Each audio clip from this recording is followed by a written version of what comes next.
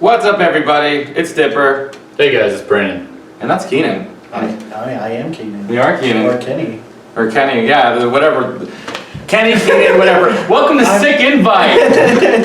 Yeah, dude. Sick invite. Thanks for having me. I'm stoked to be here. I'm excited to hang out with you guys. I like the swagger on your fucking head there. Oh, thank you. Hate it all day. Finally nailed that intro, right? Yeah, we did. We nailed the intro. Last time I said for sure that you were just going to keep all the beginning part in instead of editing it, and I'm gonna do the same thing for this one too. That was solid. One take. We stuck the intro. Congratulations. We nailed the intro, boys. Producer, what do you think? Was it good? It was thumbs up. Sick. That was good. Thumbs up. So welcome to Sick Invite, where we invite guests to have a sick invite on us. Did you drop our You're already dropping stuff? Yeah, I just carried bricks just in case. I can't believe I cursed. This is going on mine. This is one of my oldest friends, Keenan. Why is it playing? We're playing I don't know. It's playing back. Tracks on tracks. I forgot to delete that. We'll just leave that there and let that play. And we'll just have it in the background. Just hide it, you know, like. It's literally they're terrible. Oh man! This is gonna be the second edit. It's gonna be worse than the first one. Making progress, guys. Wrong direction, but we're making progress. We gotta make those sponsors keep them happy. Yeah.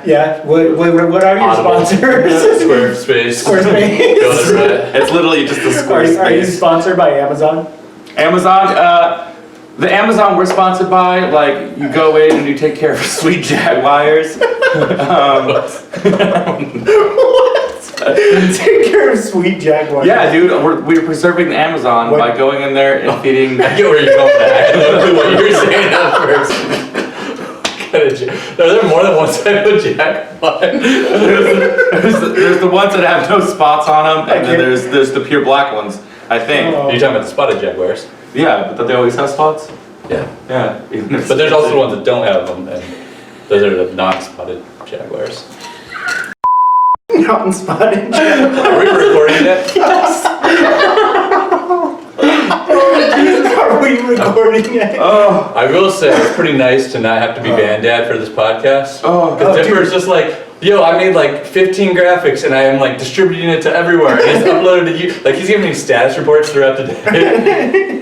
Just get back like, I did it all, man. I just need you to show up and be here. Yeah, you literally like hit me like a few times a day, and then you get to one point where he's like, I'm sorry, I know you're doing stuff right now, but he's just like taking care of all the stuff. Normally I'm Bandad where I have to go around and like, I feel bad. You know, get all 5 guys to show up to practice at the same time and you get everything done. Yeah, I feel that. I was thinking about that today. I'm like, man, I'm always like, you know, on my podcast, I'm always talking about like fucking grinding and shit. I'm stoked to be here and just fucking screw around. You don't Sorry, I have to, cursed. you can say fuck. No, I'm trying to. You couldn't help us with figuring out our mic situation. I don't know. We have no idea. Podcaster and you don't know how to work mics. Jeez. It looks like that's true. It looks like the mic works. It looks like the mic works. But there's nothing there. But no, We've taken a step up from an iPhone to a MacBook. Yeah. just one small step for mankind. Just one big step for Sick Invite. Yeah, right. We did it. We made it up in the world.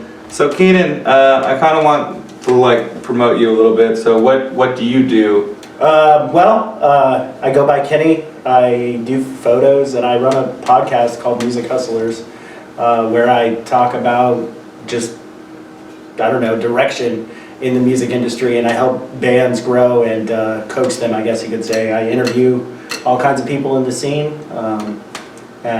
Maybe just us too. The scene and beyond. Yeah, I've interviewed these guys like 4 times. Just rotate back. There's no one else in this. There's no one else.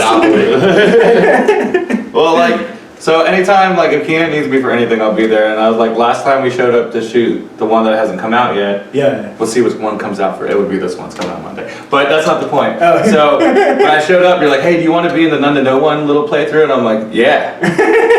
And you know what I did in that video? I talked to Andrew about fucking Twin Peaks the whole time in the background. True as fuck. I remember that. I remember we were shooting the None to Know One playthrough for Vacant, their song Vacant, and these guys showed up. Yeah, you guys showed up to record, and I was just like, hey, I need an extra. I need you to just have a random conversation while this guy gets tased. I'm pretty sure I saw that video. Did that make the cut? I don't remember. It did. Very It was end of the actually, it's an end tag on their video. They were Was it like the Easter egg? yeah, it's a little like. So you know he's part of the Not to Know One universe? They have a part of the multiverse. NTNO universe. So who gets tased more in that band? Do they keep a Dude, tally? you know, I would say like it's probably a mixture, like probably Andrew. Like he's the vocalist, Andrew Froge, and he actually owns the taser. He's the one who owns it, and he's like, when they first started doing the live streams, that's where they were like, yo, let's up the stakes. We're gonna do trivia, and we're gonna do taser trivia, and it kind of like piqued people's interest, and they started to do the taser thing more often. But definitely Andrew, because he owns it. Like funny story actually, when they first did it on the live stream, he accidentally tased his dick. I saw that, and you just hear him thump to the ground. It's amazing.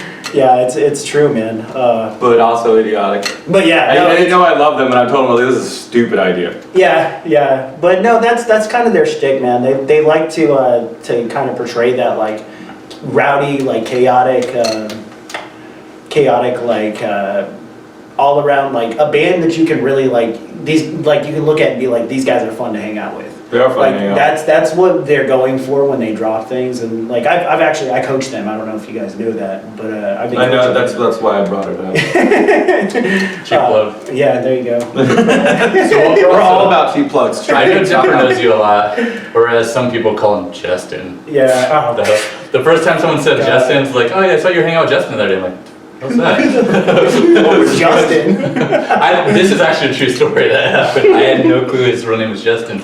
I just thought it was Dipper. Oh yeah, no, Dipper, Justin, and I have known each other since I was like, shoot, dude, I was like 16 when we met, I think. When I lived in the haunted trailer. Yeah. We used to have the bonfires, and you would sit there and play guitar and sing like the Wonder Years and not all time. Would you? Yeah, you'd sing "Remembering Sunday." But yeah, that song I could like actually. Yeah. Oh, thank you. Yeah, this is. You guys are so cute together. Thanks, man. My phone went off. I At just. least I'm not the only one. But you grew up on like the East Coast, right? No, I've actually born and raised in Arizona. Really? I'm from the East Coast. I thought for some reason I thought that you grew up somewhere else. So It's because you listen to Meat Mug real well. No, I was born in Phoenix. Grew up mainly in Mesa, in like. That's what I meant, East Valley. Oh yeah, East Valley. It's just save face right now. Did I say East Coast? I meant Valley. Yeah, there you go.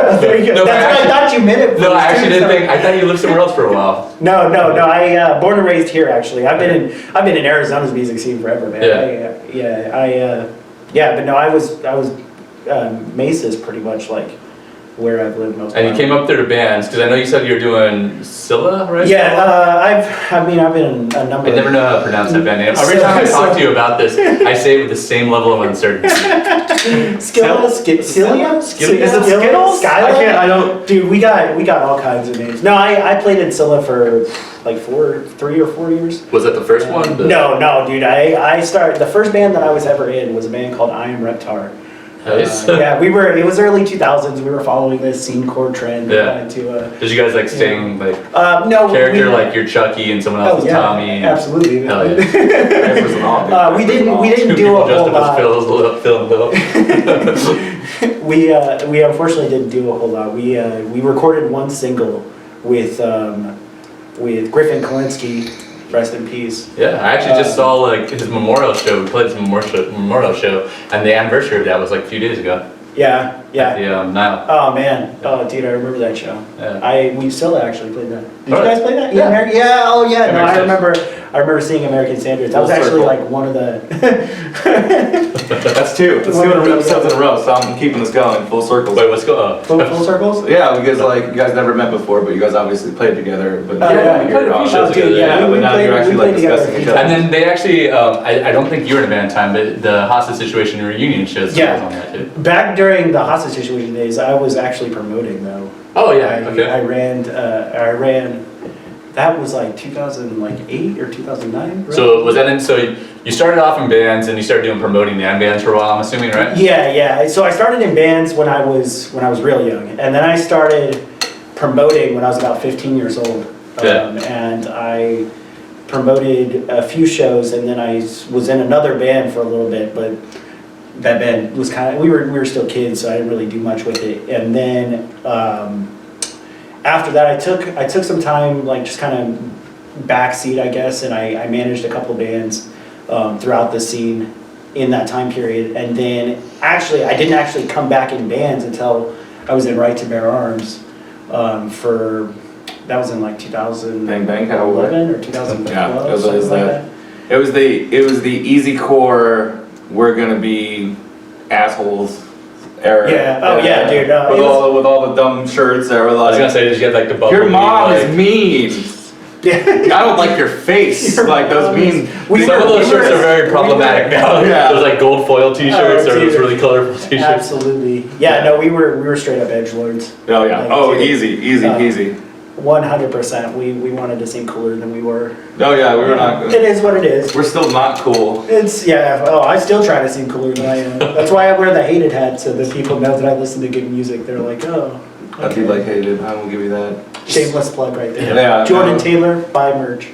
So I know you gotta talk about the band stuff all the time. I'm wondering, so you did the band stuff, then you started doing promoting, and then you got into podcasting more recently. Were you doing the band at the same time you were doing a podcast, or did the band end and you're like, I've got all this spare time now, I've got something to do? Yeah, so actually, I'm a good ass interviewer. Check these questions out, man. you really, I'm comic relief motherfucker. I'm just the funny guy in the corner, like, yeah. completely off the cuff. Bro. Except for the fact I just unscripted. I just cut off everybody's answer so no one can ever get their point across. No, that's fine. That's the whole. I ask a question and immediately start talking. I know people drink with us, so every time you interrupt somebody, they get drink, and then like by the end of the show, they don't remember what happened, so they have to watch it again. Exactly. This is how we New drinking game. Anytime Brandon interrupts someone, take a shot. I feel bad for everybody. So sorry. They're gonna have to do a beer run just like you did for the show. Oh man. So the podcast. So what was the question? The podcast. Something. Doing the podcast during band life. So actually, what happened was I was recently in a band called Jenny from the Block, and we released a couple of songs, and we were gonna do some things, but unfortunately, JLo sent the cease and desist. Yes, she did, and when that happened, we had to call it quits. So. No, but I had made some mistakes in my personal life that kind of led to the disbandment of that band, and when that happened, I was like, well, I've got this pent up creative energy. And I was like, I need to talk, I need to speak, and I always kind of wanted to. He keeps going for it. I see it out of the corner of my eye. I'm sorry. Or he's like, I didn't know this one. We'll fix it in post. We'll fix it in I'm post. fixing shit. So this energy you wanted to do something with. So you were listening to a bunch of podcasts at the time. So yeah, I was listening to a lot of I was listening to a lot of Gary Vee, honestly, and Gary Vee talks a lot about just kind of like honing in on the things you're good at and putting them out there as content, because that's, in my opinion, the way I view the world is gone are the days of like cable, like coming home and watching Netflix. I feel like people are doing more like coming home and watching their phones. And True. so I was like, I want to be on that wave. Like I want to be, especially now with things like lockdown, people are, they're constantly watching, TV shows. And since, TV shows they've been on such a break, they've been, you haven't seen many new stuff. So like content creators are where people are going, I feel. Yeah. And I just kind of wanted to be on that. Oh, we got the producer over here giving us beer. I like it. I love it. Thank you. Oh man. But yeah. So there's two things that, as you're saying that, I was thinking about. So the first one, I want to know, and I'm curious on Dippers too, I want to know your guys' opinion of the word content. Because I feel like the word content and how we use it today, like everybody uses that. It's like the buzzword of the last like 3 or 4 years. Like you got to create constant content and everything. And I feel like we use it so much that it almost takes away from what it is. Because like and I say it too, so I'm completely guilty of this. And not that you say it's guilty, but it's like, I always think about like, when's the last time you fell in love with content? Like you fall in love with like art, you know? Yeah. But to always be like, as a band, it almost feels like you take away the art when you're saying like, you're almost a business person, like I've got to create this content, you know? So you started saying like, I had to do something artistically or I had to, you know, have an outlet, but then you go to like the content thing. So like, have you shifted so much to the business side, or are you still trying to like, do you feel the same release or the same fulfillment from doing this as you did from getting up on the stage in front of, I mean, I would say a bunch of people, but let's face it, it's metal, like 20 people. You know? True. You know, that's interesting you bring that up, because I was actually just thinking about that earlier today, because yesterday, I was talking to Jacob Eldridge, and him and I were just having a conversation about like content and like just how like I can be more creative with my content, because the last thing I ever want is my content to come off as stale. Yeah, like you're just putting it out for the sake of releasing it like regularly. Yeah, exactly. Like I do my best, you know, to stay to a consistent schedule where I drop one episode every week. But on some weeks, like I'll admit, like I'll take a week off where I'm just like, you know what, I've got to be more creative with this episode. Like, yeah, you know, kind of like we were talking about before. Like you've got all this backlog, but you're like, does this meet like the standards of what I want to put out? Exactly. Like I have to hold myself to a certain standard, and I talk about it on my podcast all the time about just holding yourself, you know, to a standard, and then constantly trying to one up yourself. Yeah. And outperform yourself, because I believe personally that you're not in competition with anyone else. You're in competition with yourself. Completely agree, yeah. And if you don't try to grow, if you don't try to expand your life, you're going to end up living an unfulfilled life, in my opinion. And so I'm constantly trying to, you know, up my gear, or trying to up my, you know, just the way that I do things, or trying to change the style up and see how things work, because like, you know, to go back to I feel like I kind of went on a little bit of a tangent there, but to go back to your question about getting the same fulfillment doing the podcast over doing the shows, like I will say yes to an extent, because it does allow me the outlet, it does allow me the opportunity to get my voice out there, but at the same time, it's a different kind of fulfillment. You know, it's not like when I'm on stage, like I got that adrenaline, I've got that freaking energy. I'm just like, I'm hyped. And when I'm doing the podcast, yes, I'm hyped, but it's more of a gradual hype, you know, because the more I do it, the more it grows. And to me, it's more about delayed gratification. Like I don't believe that it's, you know, something that happens overnight, you know. It's like releasing a song and not putting it out for like several months. Yeah, exactly. You know, we gotta shoot the music video for that. Leave me alone. You're in the song, so it's just like, hey, when you put that song out that I'm in, you're like, never. Fuck you. Never. No, do you feel like, okay, so to get your perspective on that, sorry to cut you off, but to get your perspective, are you... Take a shot, let's go.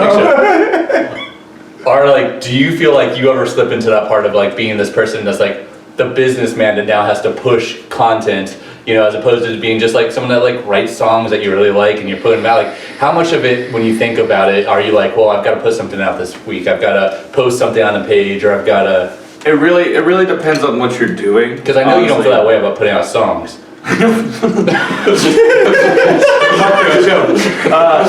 You're with your choke. Thanks a lot. On camera. It's like a bad porn. Oh, that's all right. I did it. No, I'm not gonna edit it. I'm leaving it in. Yeah, dude, just fucking... This is a sick invite show. What happens unless it's like really bad. It's like Vegas, bro. Yeah, like what happens? No, everybody can see it. So what happens? What happens is on the internet forever. Watch, I did like leave the cap on. Yeah, we checked it before we started shooting. Yeah, are we recording? Yeah, we are recording. There's the red light beeping. I see it. We're good. To this, what he said. To a band, it really depends. I mean, with COVID going on and everything, things are kind of slow building. That's why we haven't put out the song yet, because that's why we're waiting to shoot the video, so people don't wear their masks. Good thing we're 6 feet apart, we're good. Yeah, right, we're 6 feet apart. I'm not breathing in your face at all.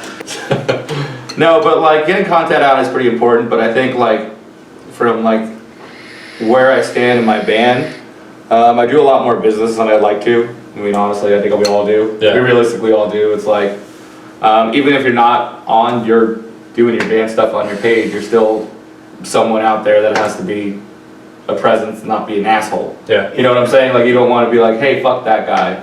Yeah. I mean, especially being a band, like compared to a band compared to a podcast, like you can put out an episode or two a week if you wanted to, because it's like really up to your schedule. You get it, only you need to worry about. But being a band, you know, how often are you putting out a single or an album or a video? It's not very often. So that's why it almost feels like, yeah, it goes back to you've got to create this content, but then calling it content feels so like sleazy, you know? I know, like when's the last time you put out a song? 2 years ago, man. I feel that. I believe in quality over quantity. Is American Standards even still a band?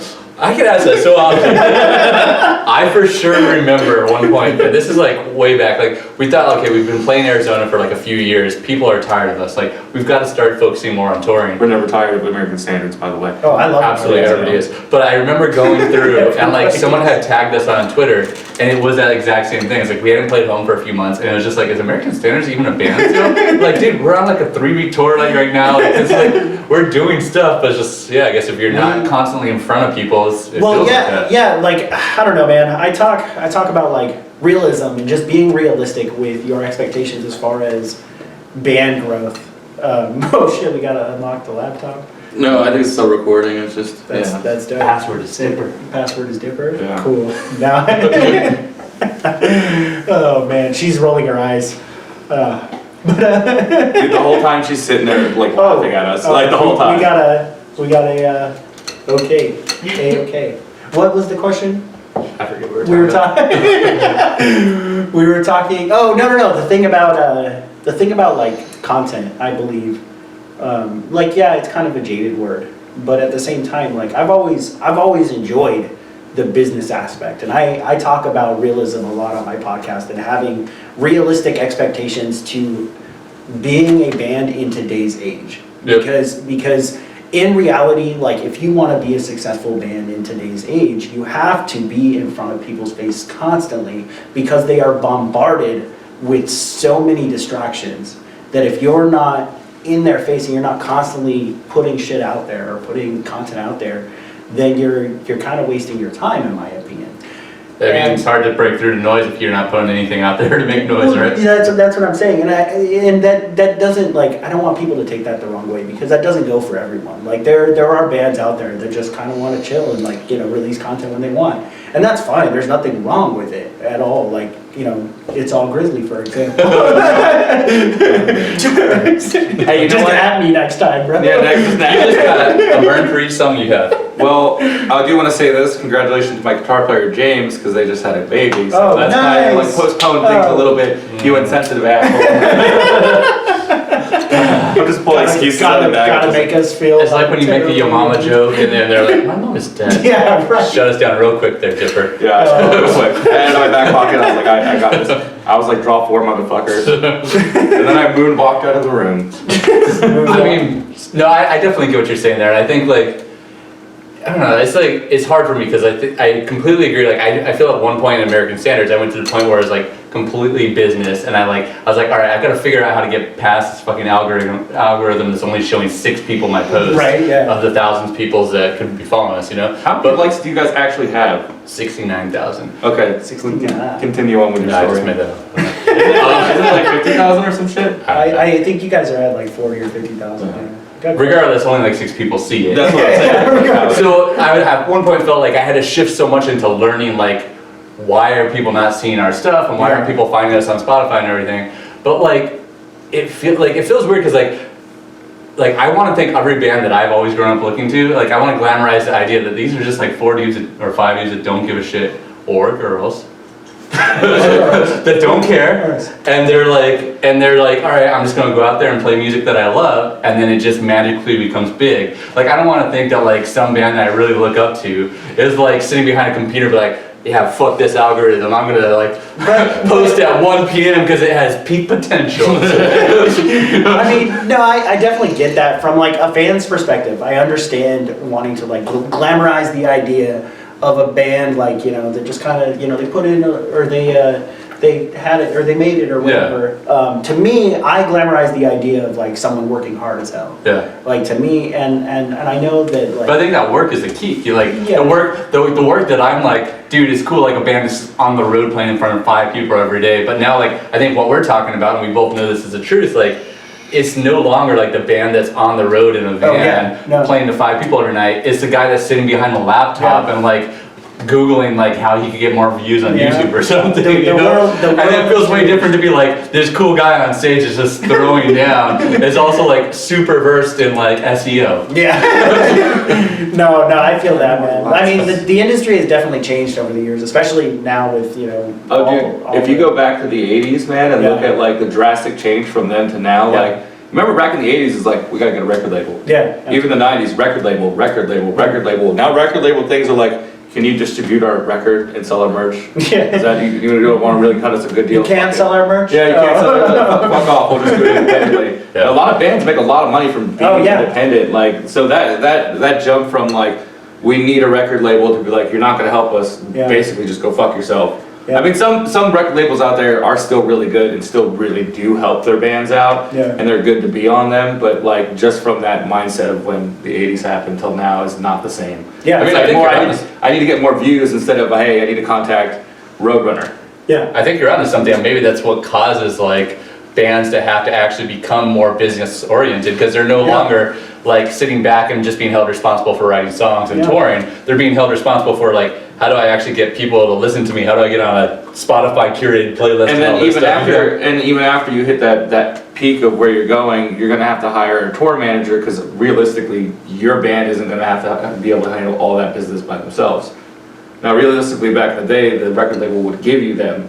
Now you have to kind of find them. Like you have to go with somebody you can trust. Yeah. What's up, I was talking about that on my live stream the other day about not needing like. A reason that I believe that a lot of bands are failing is because they have the mindset that they need a record label to succeed. Yep. And so they're constantly, you know, searching. They're trying to, let's record this EP and maybe someone will notice it. Yeah. And that's their mindset. But in reality, like now, like you're saying, we're pushed to do so much more as bands. Like each member of that band should have, you know, some sort of role, like this guy takes care of merch, this guy takes care of social media, so on and so forth. And I mean, not to dwell on it, but like comparing like what you're saying, like the 80s and stuff, think about like when you watch all these documentaries and these videos of like all these 80s bands that are out there just like partying and doing crazy shit in the back stage. And that's because now it's like 4 dudes like on their laptops. Like, dude, I just landed us a killer playlist. right, man. They're like, yo, don't drink around my computer. I'm doing a sick playthrough video right now, Chad. Fuck off. We need content. Yeah, we need content, bro. But it's good. Motley Crue just like, we need more content. Motley Crue's like, no, we need more cocaine. There's a huge difference there. The Dirt would have been a terribly different movie if it was made out. Vince Neil is fucking terrible now. Absolutely. Oh god. So I'm wondering, I was back keeping on the podcast stuff with so the podcast you're doing kind of like what the hell we're doing. I mean, every band guy's got a podcast now. Yeah. Apparently we got a podcast too. Technically, I'm changing it from a podcast to a show now. Okay. Oh, we're and that's exactly where I'm going with this because you do video and you do the podcast audio stuff. Yes. And I feel like you've definitely lately focused like a lot on the video, like how can you make this more aesthetically pleasing? How can I do live streams and stuff like that? So how do we make this more aesthetically pleasing so people actually want to watch it? Because why are people watching some stagnant view of 3 dudes sitting in a chair when they can just listen to this while they're driving? That is very true. Because I want to keep track of all the beers that we have, and then now I'm gonna start to intercut shit into it to make it a lot more funny because I got more time than I did last time. There you go. Last time if you watch long enough, there's a part where I fucked up the edit. And I just inserted a picture of a cat for about 3 frames, and then it gets back to everybody talking. No one watched long enough. No, actually, some people watch long enough to be like, "There's a fucking cat there. Good job." I'm like, "You actually watched 59 minutes of 3 dudes talking?" They're like, yeah. I'm like, "Okay, cool." So that's cool, man. That's what I'm wondering because you're relatively more like condensed. You're like 20-30 minute things. Like, yeah. I try to keep mine. I believe people's attention spans are pretty slow, or pretty low. As you look at the cat coming down the stairs. See what I'm saying? Like people's attention span. I rest my case. But yeah, no, people's attention spans are really low nowadays. So I try to keep things short and sweet. I try to keep them, I feel like some podcasts that I'll listen to or some YouTube channels that I'll watch will have a lot of fluff and not a lot of substance. And so I try really hard to just keep, like this one specifically is the one that I'm talking about. I mean, at the very end of the last video, Abel gets up and he's like, I fucking hate this show, and he walks off. God damn, I hate this fucking show.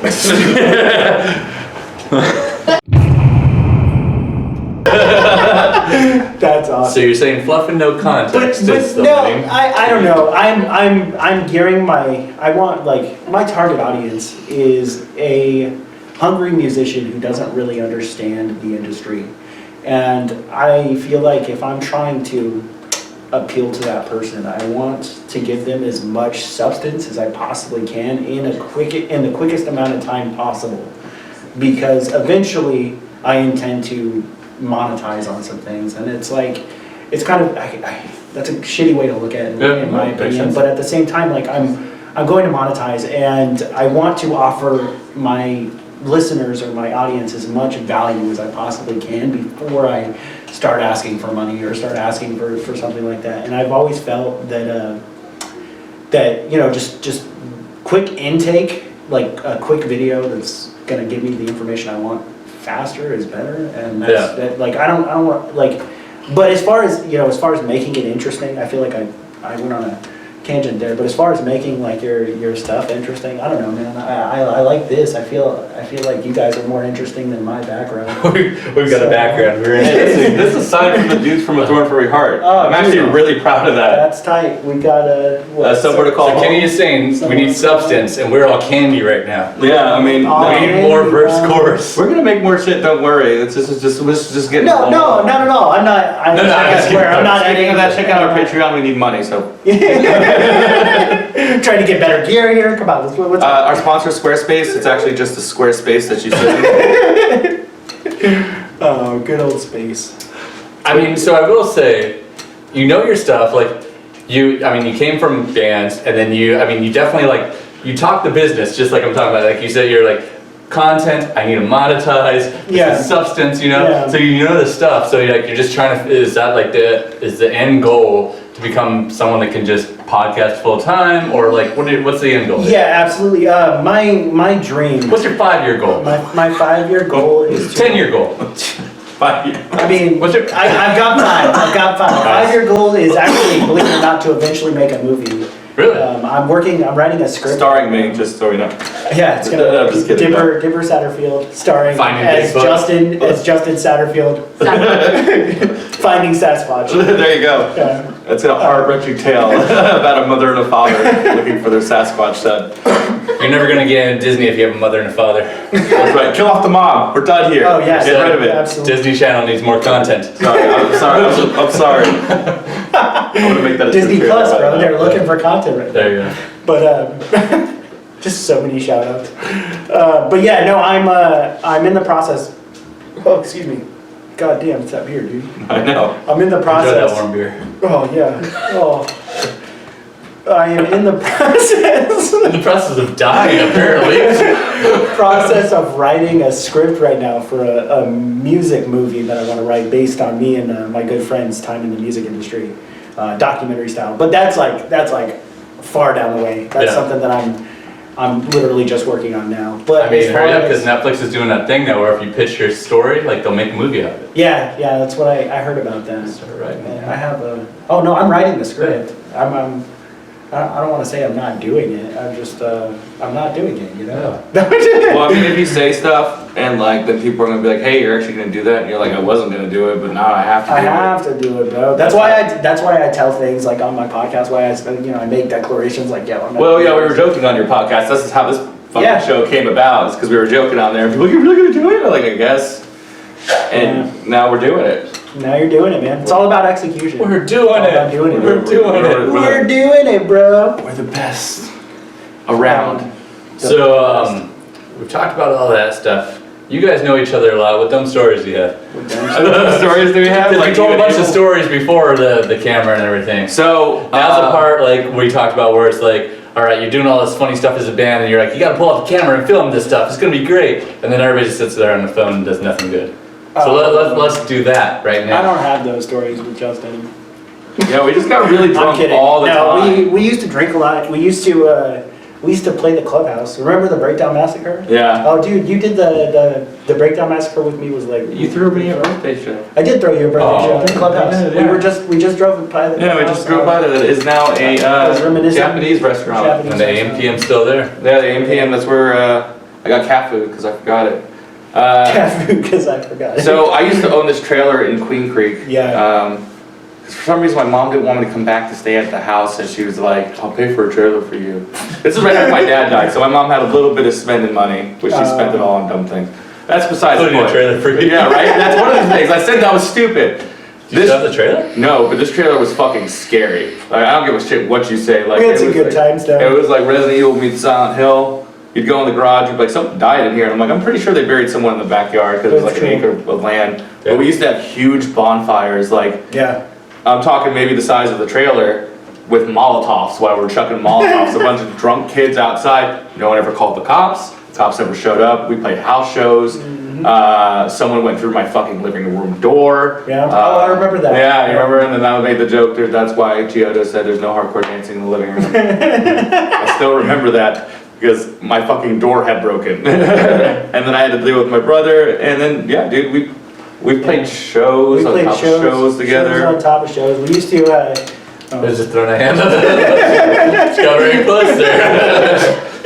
But no, Stop. we used to play. I mean, I've talked about it earlier, but we used to play in Right to Bear Arms, and we played all kinds of shows together. We played. I remember one time specifically we played. I think it was the Plantation. It was I like remember the Plantation Mario used to do the shows yeah, there. yeah. And we played this one show, and I don't remember like. It wasn't nothing like special happened. It was just like a super memorable show for me. Who did we play with? But that was we played with Legends and Killers. That's right. You guys Abel had show. you had Abel, yeah. So we played Funny. with. Which it I was didn't their know headband. until like after the show was over, and he's like, "Yeah, I was a Legend Killers too." I was like, "Why the fuck did you say that?" I got correlated that I played with you a lot sooner. Oh, nice. Yeah, no, that was a good time. But I remember the Breakdown Massacre. That was fun. So what That would be a fun thing to talk about. Yeah. So what he would do is just like get a bunch of random musicians, kind of like. I think it was like Evergreen Terrace. The way the band formed is like a bunch of band members didn't show up, so they got everybody on there. Basically, he would just take a bunch of band members and be like, "Okay, here's 30 minutes. Just make a breakdown the whole time." Okay. Like literally, so it'd be like Oh, five. so six just like songs. mix people like come Yeah. I would find people in the scene and I'd just mix them up and I'd be like, hey, you guys want to play an impromptu show tonight? Yeah. And they would, and we But they weren't all from the same band. No, it'd be different bands throughout the scene. We called it the Breakdown Massacre. It was always the like 20-minute opener, you know. Yeah. They'd play like They'd come out there, they'd hit Toward China's. yeah, just basically just play chugs the whole time. Hell yeah. Completely There is improvised. no it was a words. good time. The first time we ever did it, I actually played drums on it. It was a, Yeah, you it did a was really like good that job. one. If you didn't know Kenny, Kenny.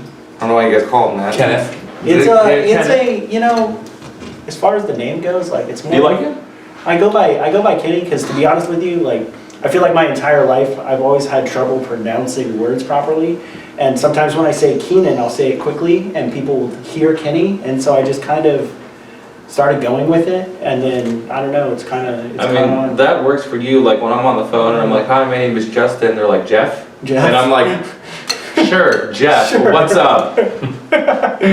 What's up, Hefe? Hefe? My name is Jeff. My name's Jeff. So one question I know we asked Abel that I'm curious for you. What's the last thing that you were excited about? Ooh, I'm excited all the time if I'm being honest. Like I believe in no days off. I can believe in continual work and continual like trying to, like I said, one up yourself. And I'm always excited. But I guess you could say that the last time that I was really excited was most recently when I bought my new camera. Actually, I got a new A7 III. Which I don't know if you guys know anything about cameras. Not a god. You were asking us about the camera, you started saying letters and numbers. A7 III, actually, that sounds like something I said. I'll Google it and I'll put a picture right there. And I'm like, that's what it looks like. Retails. So you got the A7 But III. yeah, no, I got this new camera, and it was it's basically like I've been working with the A6000 for about a year now, which is about 5 tiers below the newer camera that I bought. So A6000 is yes. under the A7 III? Yes. Makes no sense. Numbers, dude. 6000 is way bigger than 73. Well, it's A7003.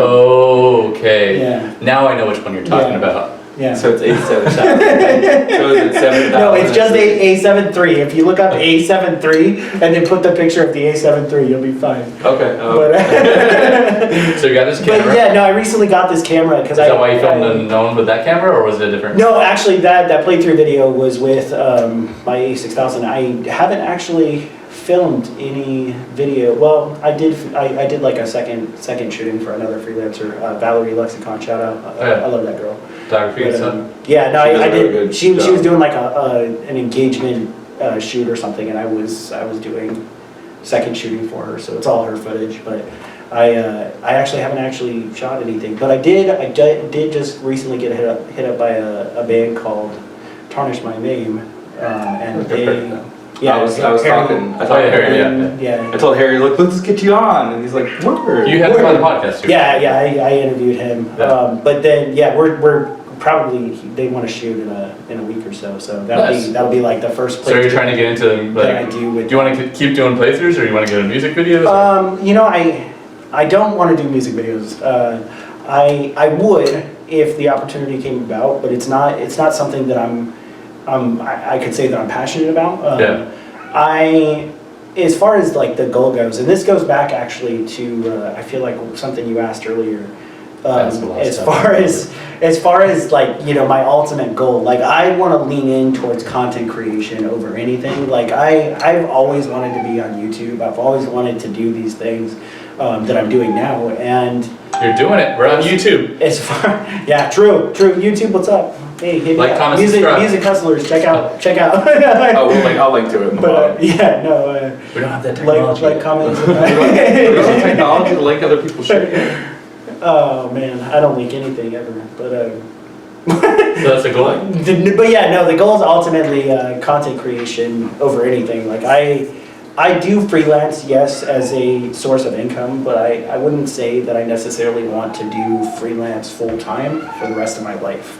It's something that I could say I'll continue until I'm no longer a fan of it. Yeah. And you know, that journey could lead me down doing a music video. You know, I could find a concept that I'm just like, oh, I'm in love with this. Yeah. And I will say, I'm working on some music personally right now that I haven't quite released yet. And when we actually start to work on our content and all of that, I will personally be recording most of the music videos alongside with a friend of mine.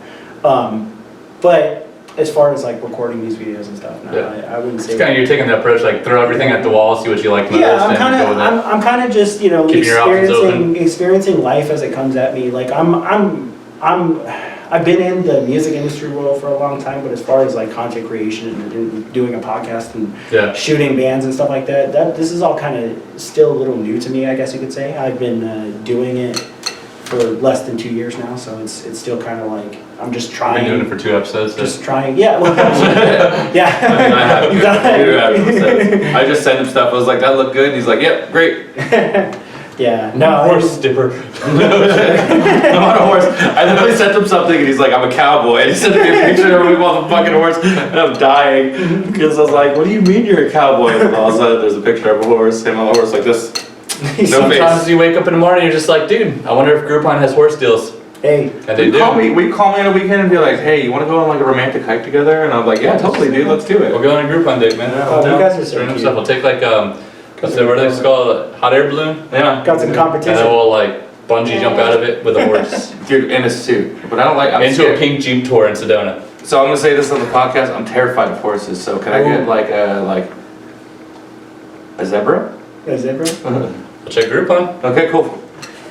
A zebra? I've never heard it pronounced that way. So that's how I watch a lot of Top Gear and Oh, okay. Zebra? Yeah. I've heard it that way, like British people. That's why I said it. Like I think instead of us saying, See. yo, bro, I think we should say bruv. It just Bruv. flows better. Yeah, no, I Bruv agree. better. What's up, bruv? What's up, Instead of bruv? what's up, bro? bro? What's up, bro? You got a problem? We're peaking here. The audio levels. Gotta chill, bro. Gotta chill, bro. Producer. But with bruv, it's yo, what's up, bruv? What's up, bro? No, I Okay, so you're working towards the content, being a content creator. What do you like? Is that like what are you doing outside of that? Like, what do you love to do? Just not music related at all, or like right now, are you totally encompassed by music? Yeah, it's just music all day, man. I've had other hobbies in my life, but I'm lucky and I'm fortunate enough to love everything that I do when it comes to music. Like it encompasses my entire life simply because I mean I'm making music. I'm in the process of starting a new band. Yeah. What's up? I was just rubbing him. Just burping me, I guess. Yeah, I had too much beer. I felt that. He knows I'm not much of a beer drinker. He's got 14 beers in front of me. Gotta take care of it. They're all warm, but there's 14 They're beers. all warm. Hey, this one's pretty cool. Check it out. I'll open that next. In that. I mean, no, I totally feel like just like because you're doing so many different facets of music. You're doing a podcast, you're doing video, you're doing pictures, you're doing.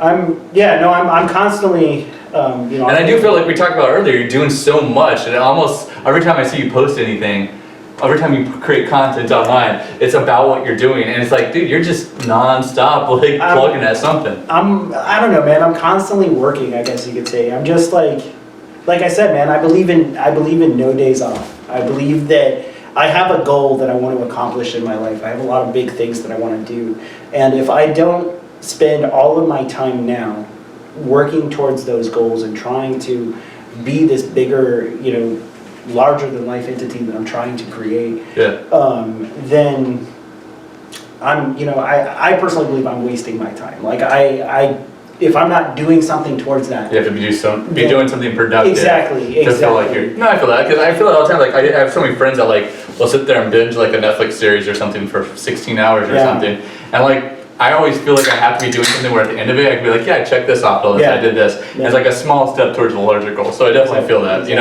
But like, I almost feel like the only question I have around that is like, do you ever feel like now that you're doing so much stuff that's music related, when it's not working, are you just like, are you bummed out because it's all based around one thing, Or is it? Not necessarily, because I feel like each thing kind of complements the other. Yeah. Like I started doing photos before I started the podcast. And I was doing, the whole reason I started the podcast in the first place was to generate more clients for my photos. And I feel like they all kind of. So we need to start doing photography different. Yeah, exactly. That's how you. Take photos. We're doing boudoir. How do you pronounce that word? Boudoir. Boudoir. There you go. We're doing boudoir photos. Boudoir of We got a each other. Groupon special if you go to groupon.com/ Boudoir. Boudoir. There you Hey. go. Copyrighted. Boudoir. Groupon. That was amazing. But yeah, say goodbye. You guys are on OnlyFans, right? Yeah. It's just me and Brandon pouring honey on all. It's tastefully done, thank you very much. Oh, we have absolutely. It's gotta be we have undies on, like we're not. It is dollar store honey though. Yeah, That's a lot of honey and we can't afford the expensive stuff. Because like honey's expensive. It's $7-8 Oh, dude, yeah. Check out our Patreon for more honey. More honey. That's what we need. We need donations for more honey. One thing I wanted to bring up as you guys were talking about this, how do you feel about gimmicks? There's some that really work really well, like Necrogoblicon, and I even hate to say it, I don't fucking like Kiss, but Kiss had a gimmick back in the day. Wait, is Necrogoblicon, is that a band or is that the podcaster guy? No, that's actual band. Okay. I like their music. Because there's this band that this podcast. John Goblicon. Oh, John Goblicon. So John Goblicon is the gimmick of Necrogoblicon. Really? Yes. Nice. Okay. So they use him and they bring him out on stage, and that's how he got bigger than the band. But still, that's what kind of brings them to the limelight for as a gimmick. How do you guys feel about that? If it's depending on how it's done. Well, I mean, when I think of gimmicks, I don't know. I kind of intertwine them with image, because I believe that every band should try their best to kind of portray something, professional to an extent. Whether that means wearing face makeup and having your tongue, longer than everyone else, or dressing up like Ned Flanders and being in a band based around The Simpsons. Like it doesn't. None of us know who you're talking about At all. Oakley Dokley. Because they've seen your release show, actually. Oh, nice. Good guess. Good guys, man. Good guys. Aren't they? Where are they? They're from here. They're from here. Yeah. Okay. I was gonna say I thought they were from here. They're like really good musicians too. Like Yeah. outside of Oakley Dokley, like they're fucking really good. Oh They yeah. got sucked No, into I mean, Yeah. hey man, it works for them. You It know? does, And it really does. It's like I talk about just the world today and how the music industry has changed. And sometimes gimmicks, as you put it, can give you that extra oomph. Like it can, I use Oakley Dokley as an example because that band dropped as Oakley Dokley and blew up because of it. Yeah, if it was not music alone, it probably wouldn't have. And I think they know that too. Like that's not like a bash at them. Like you said, they're Yeah, tons of no, musicians. Don't think me saying gimmick is a bad term. I'm just using it as an overall sense. But if there was some band called like Autumn's Fall, Yeah, and yeah. there's like no image, and then they just put out those songs, Yeah. it's just like okay, It this would is have just been every other screamo post-hardcore band. Exactly. Yeah. But because of the fact that they did what they did, they created that persona, they did that gimmick, and it worked for them. It doesn't always work. No. It's not always, in your best interest to be that type of band. But, there are bands out there that it does work for, and I wouldn't necessarily knock it. Yeah. There was one band back in the back in the day that I really The Doors is a enjoyed. good band. The Doors is a pretty good Yeah. band. Back in the days. Valiant Thor, and they had like a gimmick Yeah. that they were Yeah. from outer space, and they were fucking beautiful, and they all wrote like songs about Yeah. like rising up and shit. And I was Yeah. like, that's a sweet gimmick, and that's what made me listen to them. And then I realized like past that, they're just fucking great musicians, and like even though a band might have a played up against them, if you look past that, you can actually see like their true talent, and it's fucking Yeah. phenomenal to see like Absolutely. who's behind the actual like people and how they do this. So like I think gimmicks are cool, man, and Yeah. especially if they're done in a really good way. Yeah. Like I'm all fucking for it. Like Absolutely. your gimmicks working, fuck yeah, run with it. Yeah. Fucking It always- run with it. It does make me think though, what about the gimmick bands that haven't succeeded? Yeah. Like, okay, so like put yourself in a place, so like you're Slipknot, you've got what, 9 members, 8 Yeah. members, whatever it is, and you've all got mass, and you're playing like pub rock on a Tuesday night. Okay, so- you just had to get 9 people together to wear masks, you don't fit on this stage, and you're going crazy, and there's like 3 people there for you. Yeah. Like, how weird is that to be that band? It's like, I've got to sell this until people care about this gimmick. And there's probably a lot of bands that have done that and just gotten nowhere, Yeah, I agree, and that's what I'm saying. It doesn't work all the time, but it all goes back to the same thing, and that's simply content, man. Like if these bands are promoting themselves in a proper way, they shouldn't run into the problem of playing a small venue with no one there, in my opinion. Yeah, Corey Taylor, put out more content. Yeah, Corey Taylor, what's up? Where's your content at, Corey? Watch he contacts me, he's like, who the fuck are you? Yeah, Coming like for you right now. watch him somehow come across. He starts this. singing Wait and Bleed to me. I'm like, I don't like this anymore. He sends you people equals shit. Yeah, I'm like, oh man, we really made Corey Taylor mad. He said the whole next album's about us. Yeah, right. Oh man, that'd be funny. But yeah, no, I don't know, man. I lost my train of thought. That's what we're here for, dude, to make people forget shit. Sick invite. Yeah, no problem, man. That's What's next? What's next? What's next for Kenny? For me in my life, well, like I said, I'm working on music. So our name is People Pleaser. I haven't shared The that. new band? Yeah, I haven't shared that at all. You heard it here first. So, Exclusive to Sick Invite. yeah, exclusive, sick invite. But yeah, no, I'm dropping a band called People Pleaser in the next sometime, hopefully before the end of the year. Is it a full band or solo project? Or? It is a 2-person project. Me and Corey, the original, or not, well, basically the original drummer of Jenny from the Block. Okay. I'll out for Forsaken Scum. He also, Vice he versa. also plays in Forsaken Scum, which is a phenomenal Yeah. thrash metal band. Check him out. So what Yeah, makes this band different from what you've done in the past? Like what? Because I know you've been like hyping this a bit online, but been pretty obscure about what it is. Like That's so. when the audio's gonna dip out, and then everybody's gonna. Yeah, it's gonna So be what's the tidbit that makes people excited to hear this new band? So when I describe it, if anyone follows me or anyone knows anything about me, they know that I love breakdowns. I love heavy, I love like the tough guy in your face type of metal.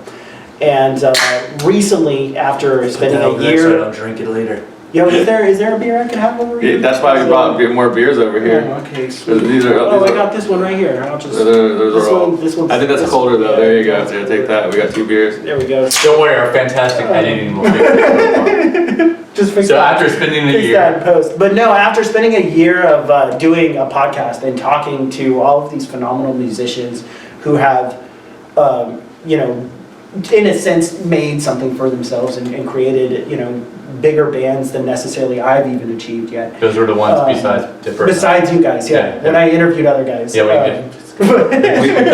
Seriously, we're sorry. But no, interviewing, you know, just different minds and seeing the industry and seeing the music scene in a different light and kind of getting all of these different perspectives. I feel like I've started to kind of learn how to navigate the industry in a different way than I've ever done it before. And when it comes to this new music that we're working on, the way I describe it is mainstream beatdown. Okay. So in other words, it's going to be beatdown with hooks. It's going to have like some very memorable, like, I'd like to think that our lyrics are going to be very relatable and in your face to the extent that yes, it is tough guy music, but How many bless per riff? I exclusively do 14 bless per song. That's a good promise. But I always do like I don't always do a bleh. Sometimes it's like an arf arf Okay. or an ooh. I love my oohs. You'll see. I'm more of an O guy personally, but I understand that. I'm curious. When you hear beatdowns with hooks, what's the first band you think of? Amir. Amir. I'm sorry to like hate that. God. I like Amir, okay? Amir's Guilty Pleasure, like, no, dude, their first album, Respect, is not the first, like, Respect Issue is a great album. Yeah. Sorry, I but- mean, no, they've got, you know, I remember we used to bang them back in the day. We used to.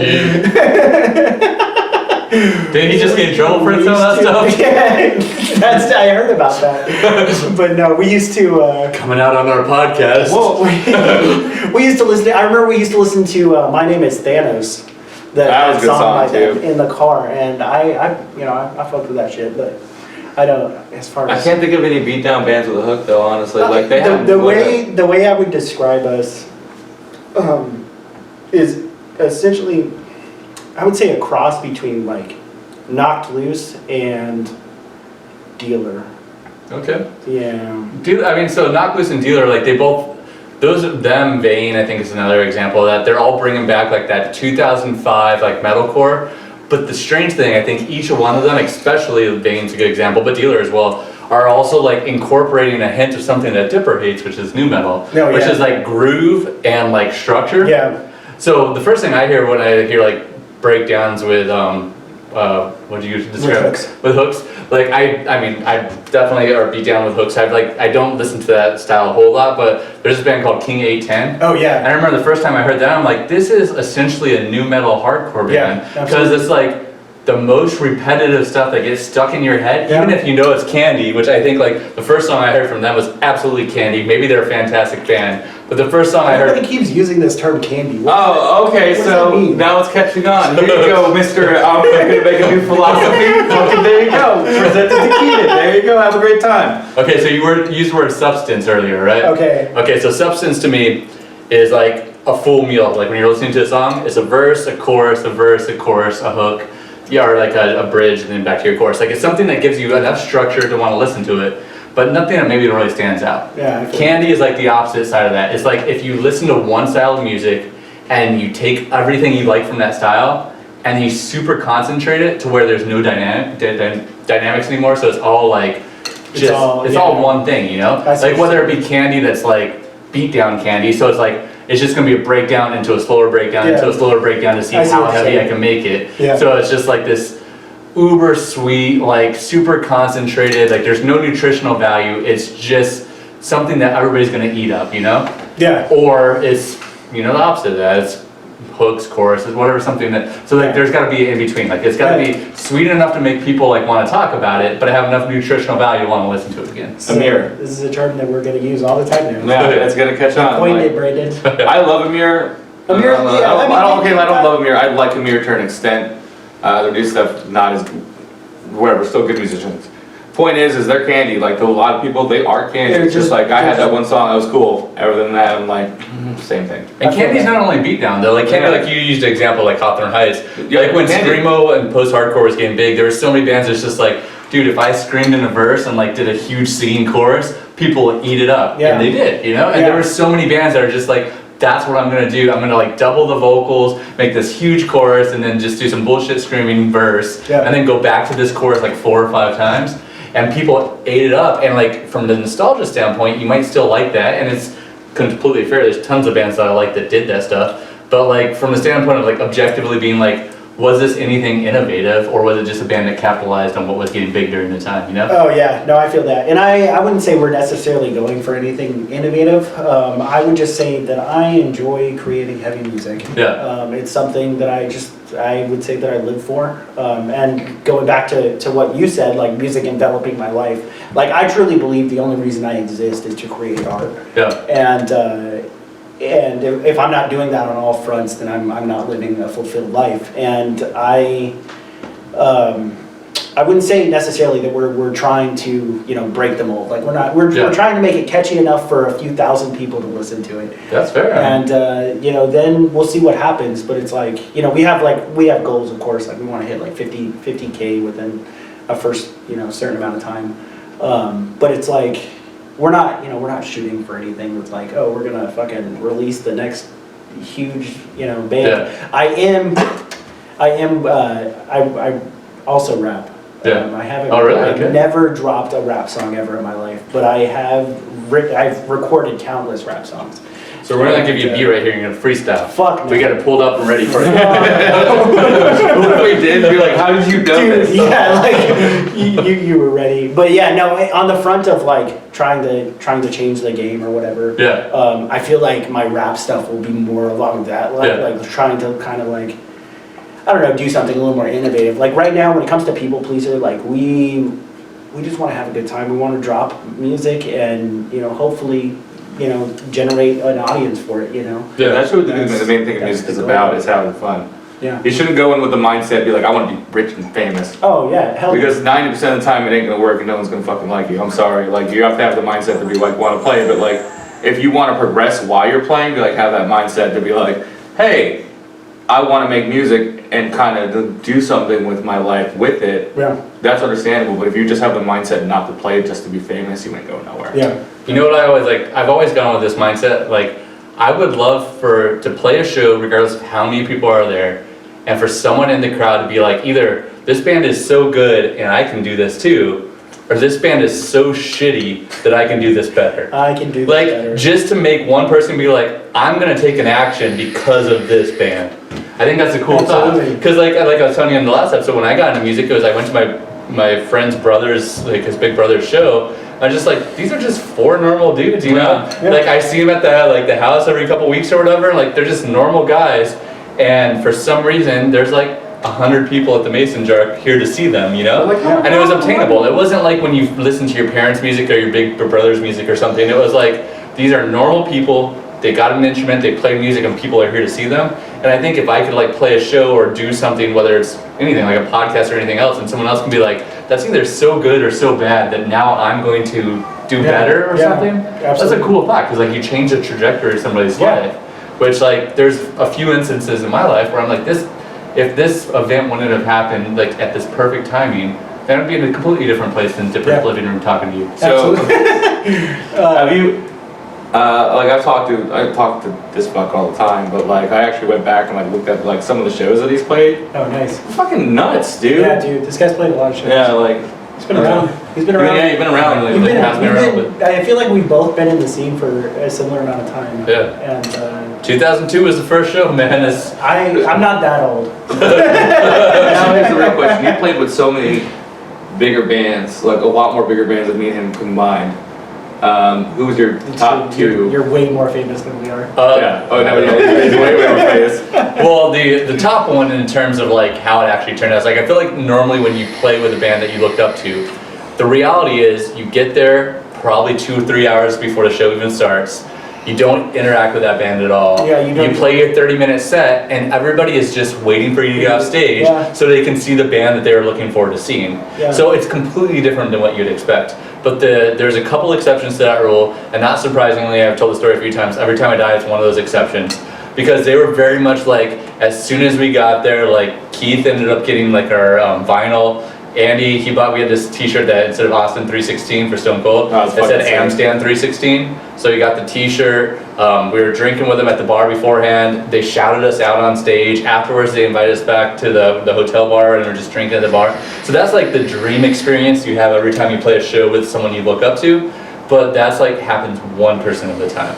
So that was probably that experience. So play with Every Time I Die if you Yeah. get a chance. That's what you're saying. Speaking of like, you know, the band just waiting for you to get off or whatever, I've definitely played countless shows where that's happened. Yeah. I'll tell you guys a story real quick. I won't name the band, but I actually played with the band one time, this national act, that they didn't allow us as the local act to use our lights because they Okay. didn't want us to outperform them. Oh, I remember that. dude. I remember it. Yeah, it was actually at Joe's Grotto back in the That day. was a fucking funny ass story. Like no names, but Yeah, Yeah. dude. It was. I've experienced that too before, so. Oh yeah, no names, but yeah, no, it was a wild night. I was like, what? You don't want to you don't Yeah. want us to?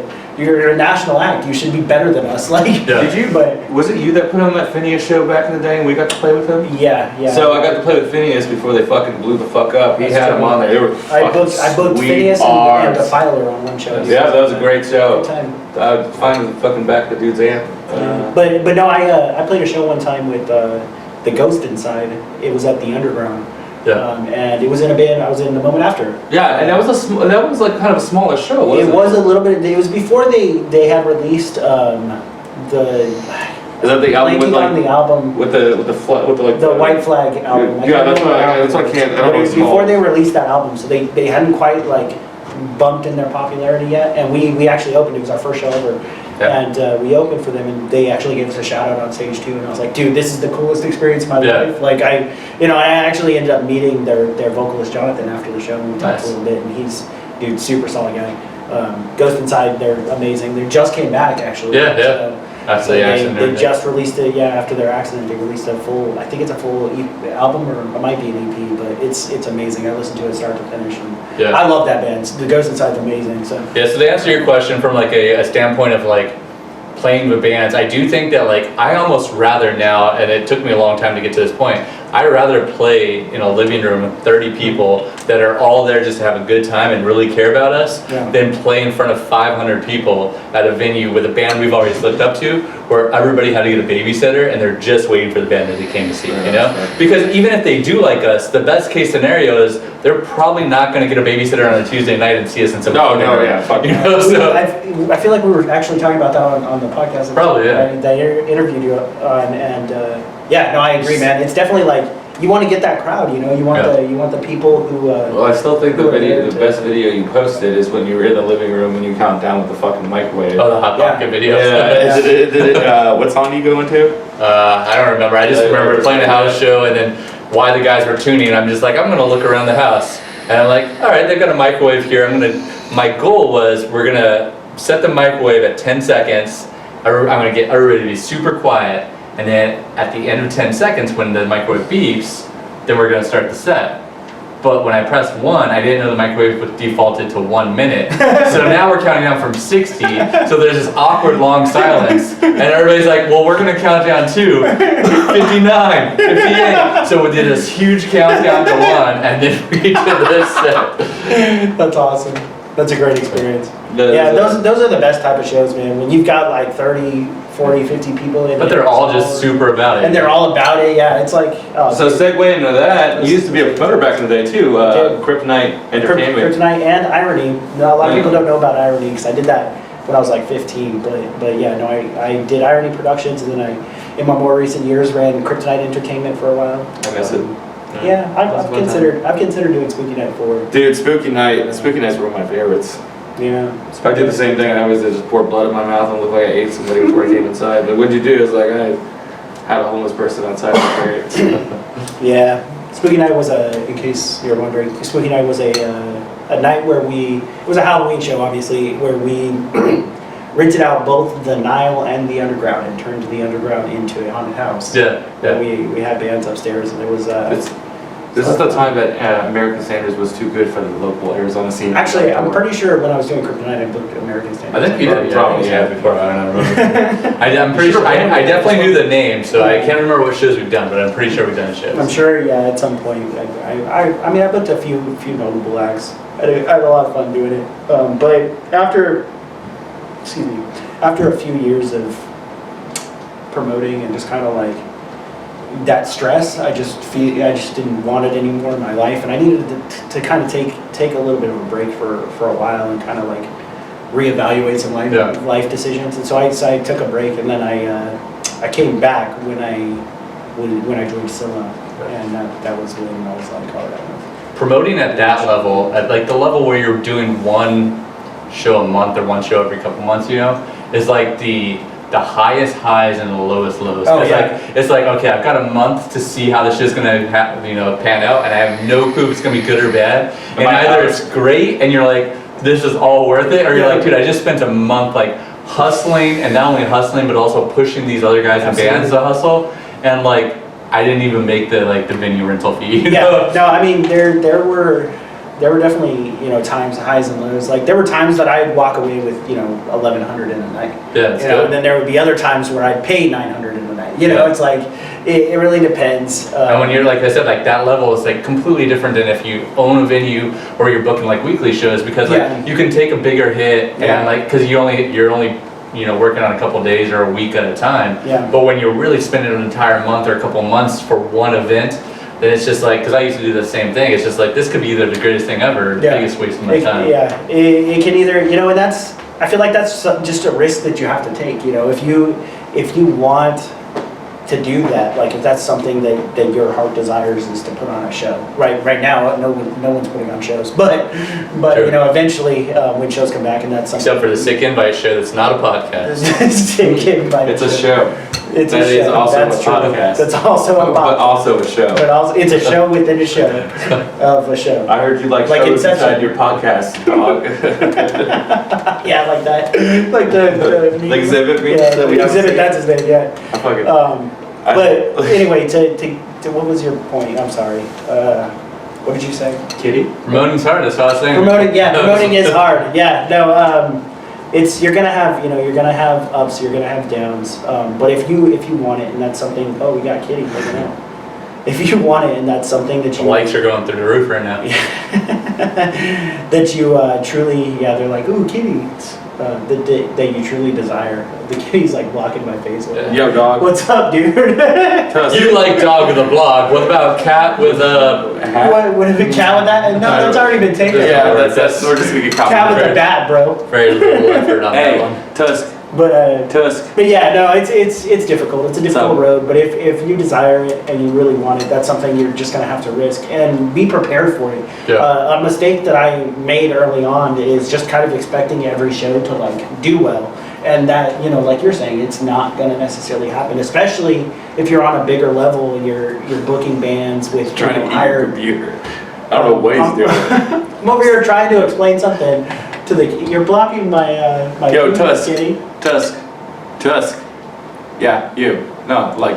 So, But, for anybody that hasn't seen the Music Hustlers podcast or listened to it, there's a question that we here at Sick Invite always ask, and it's, what's one thing that you would give as advice to a young hustler? Yes, it's copyrighted, by the way. A piece of advice that I would give to a new hustler out there, which is the question that I ask at the end of my podcast. You don't know that. I would say,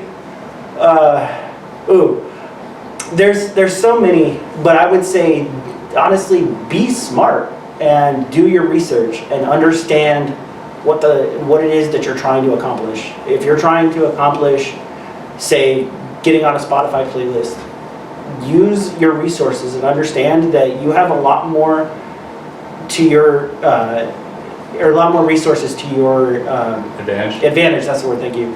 To your advantage that anyone did 10 years before you. Now is the time in the music industry where anyone can make it, literally anyone.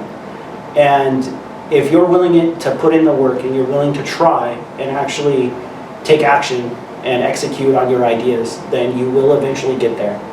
Just keep going and don't let anyone ever tell you no or tell you that you can't. That would be my advice. I want to take a picture of you. You know those really inspirational things, like you can go get them, Tiger. Go get 'em. But like your whole speech, just you with your fucking hoodie on from Denny in the Block. So like it's like encouraging, but it's also like if you're gonna do it, just fucking do it. Dude, bitch. Don't let anyone ever, never, don't let anyone, not once, ever tell you to never, keep never, always, ever keep going. No, I completely agree. But yeah, no, man. If you want it, you'll get it. You'll get it. It's just you gotta want it bad enough. That's Just the thing. do it. It's. I mean, it's as cliche as it sounds. You gotta do it. Like you have to execute on your ideas. But what you want also has to be somewhat realistic in some terms, right? Exactly. No, well, that's what I'm saying. Do your research. Like we're not going to be Joe Rogan podcast at least to episode 5. Yeah, like maybe 6. Well, that's the thing, though. Is like I I'm referring believe you, Joe. in like my heart of hearts that if you wanted to be the Joe Rogan podcast, like to that extent, you could. You just have to put in a lot of work and understand how to make that happen. And understand to use that interface. We're just using Exactly. the internal This mic is right now why on we the MacBook. this is why we have set schedules. Just to progressively get better. Well, if you watch anybody starting off, let's face it, Oh no, things. it kind of sucks at the beginning. Yeah, things take. Still watch it, If you watch even today, you watch my Music Hustler episodes. I'm like, these fucking suck, man. I need to get better. Full of chock But it's full like- of pointed information to make it in the music industry. Sometimes there's banter. Sometimes it's not always perfect, but I try to make it as much We fun. have no structure to the show whatsoever. I don't believe in structure. So what do you want to leave people with, Dipper? Keenan's a swell guy. I really like him. I've enjoyed his friendship over I like you too, Dipper, Justin. whatever the fuck my name is. Satterfield. Curious, yeah. I just want to announce it here now. I haven't told you about this Are you prior to this moment, no. But this is important. Today on Sick Invite Show, I want to let you guys know that all the proceeds from episode 1 of Sick Invite are going to John Campbell for saying that he invented Sick Invite. So to make this right, everything that we've made from that first episode, we donated to him and his family. Every episode after the first episode, or if we get picked up by a big podcast network and they buy the first episode, is ours. Yeah, sorry, that's just, sorry about that. Sorry, John Campbell. Just, the proceeds that go to him, you want to tell him what you made? Well, let's get him on the Let's show. not get into the math, there's- When we get him on the show, we'll tell him how much you made. I will talk to our accountant. Gotta ask the producer, right? Yes. Yeah, it's a huge amount. Oh, dude, It's a yeah, huge amount. I bet. You probably owe us money now. Now's the time when we start wrapping up the show. So, Keenan, what would you, Kenny, You Keenan? call me whatever. You just don't call me Doug. I don't like that, man. What's your socials? What's my social? It is 5,000. 5,000. it. That's it. It's just period. What do you want to plug? Shoot. I always ask the cat. I want to plug the cat. I always ask the cat. Sounds bad. This is getting show right in front of you while you Yeah. plug everything. It's funny. I always ask that question at the end of my podcast, like, what do you want to plug? And I always think it's funny that they don't know, like, what to plug. And I'm over here, like, No, honestly, where it means the world to me is the Music Hustlers podcast. If you go to YouTube, you can search Music Hustlers podcast, or you can go to Instagram or Facebook and follow us, Music Hustlers podcast. And if you like me and you want to follow my photo shit, go to at the Keenan Farris on YouTube, or excuse me, on Instagram, not YouTube. You took a picture of our producer. You could try to find her in there. She's my wife. She is on there Good luck. somewhere. You'll never know. She's on the feed. Yeah, she's in the feed. Cool. Like What are you right there. plugging, Dipper? This show, like I do every week. 2 weeks strong. 2 weeks. man. What are you plugging, Brandon? I know. American standards. Yo, we got a new single that just dropped 2 years ago. It's called Weed. Check it out. I really need to get that $12 check on Spotify. I'm working hard right now. Making Bro. big money. Gotta pay that cell phone bill though. Well, thanks for so much for being on. Of course, guys. Thanks everybody for watching this piece of shit show. Yeah, dude, we made progress. Like we did, we this did. time, the mic didn't cut out twice. No, I think it's That means great editing fucking- out of this is 0. It's just gonna be, Just let it run. the screen is locked, it's like 4 hours long. Yeah. Yeah. Check out Squarespace, our sponsors. It's just a Squarespace where you sit, where you can be alone. In the square, you just Any square you want. self-isolation. We know with the virus and everything, people want to be isolated, so Squarespace. So yeah, Squarespace. Follow us on Facebook, Thanks to Dipper. And that's Squarespace Yeah. with 2 E's. And YouTube, and we're on Spotify now, actually, too, right? You figured that out? No, it's Anchor. Well, it won't But- eventually be. No, yeah, distributed to Spotify. If you're Oh, on okay. Anchor, it eventually that's where I post all my. Oh, okay, well then we'll be on End fucking up on Spotify. We did it! We're What What do official! you have to plug, What do Kat? you got to plug, Cat? Great. That's Terrific. You did a great job. Well, All right. see you guys later. Bye!